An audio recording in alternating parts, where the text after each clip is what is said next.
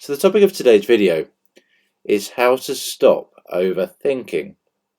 And I just wish to share with you a method I use in my own life. This is very simple, this is very straightforward, and it's very, very quick.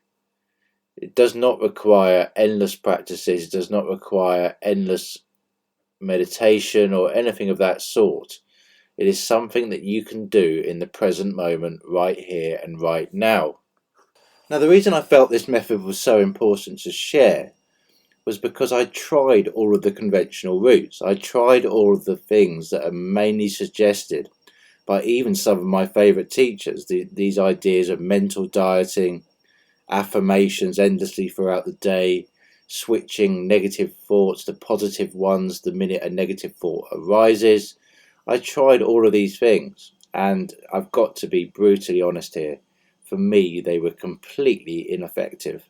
And if anything, they made my life worse. I would spend my days walking around endlessly analysing every single thought that arose and then seeking to change it to a positive one. When in reality, I now realise, looking back, I could have simply stopped this mental chatter altogether and gone on with my day if I made a simple choice to stop the mental chatter. And I will now move on to the actual idea itself. And this is a really important point to emphasize here. This is not about mental dieting. This is not about switching negative thoughts to positive ones. We are cutting off those destructive thought processes and all that overthinking, all that mental dialogue that goes on and on and on. We're cutting it off at the source. It's like a tree, in effect. You've got the tree there, and a lot of these teachings, I've got to be honest, just suggest to us that we cut the branches or prune the tree back. They're not telling us to cut it at the root. And this is really, really important. And this is what this particular teaching I'm going to share with you today does. Now, let me actually cover the method itself.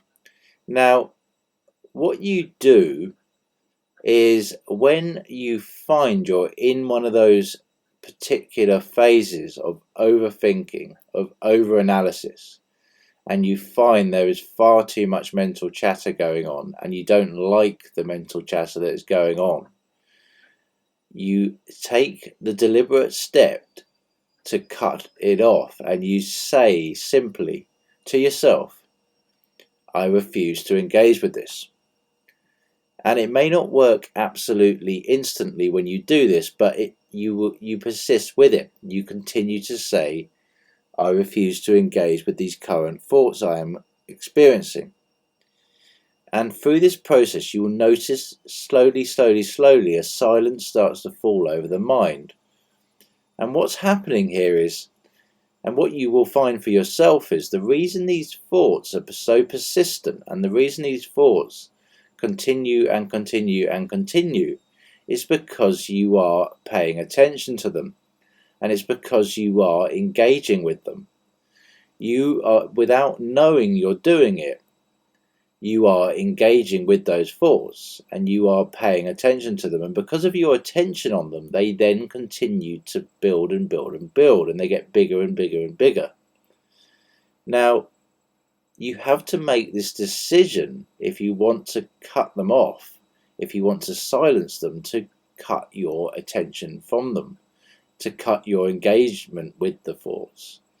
And this is what this process does, and it's very, very instantaneous if you do it with a very deliberate intent behind it. And it has to be done with intent. This is very important as well. You have to do this with intent, and it has to be done instantly. You have to make this instant decision to cut off the engagement you are currently having with these negative, destructive thought processes. And once you've made that decision, in the moment, you will find that silence starts to fall upon your mind, and you have regained your control of the senses of your own mind. I know many terms are used here. Some people call it the ego, some people call it the separate self, some people call it the body mind, the conscious mind, whatever you want to call it, it's all very much the same thing. What we're experiencing are conditioned thought processes that we have paid attention to for many years. We have, in effect, by paying such great attention to these thought processes, we have fed them. And we have fed them and fed them and fed them, and they have grown and grown and grown to the point that they have become very persistent. And it's through our attention on them that they have become so persistent.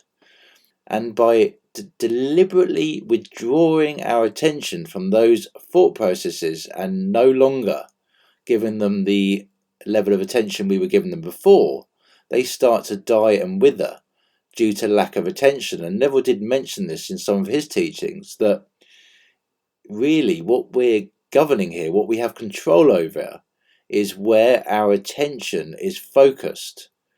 And if we don't like the thoughts we are having, if we don't like the inner dialogue that is arising on a daily basis, or we are experiencing on a daily basis, I should say, then we need to take deliberate action. And we do this by refusing to engage with those destructive thoughts.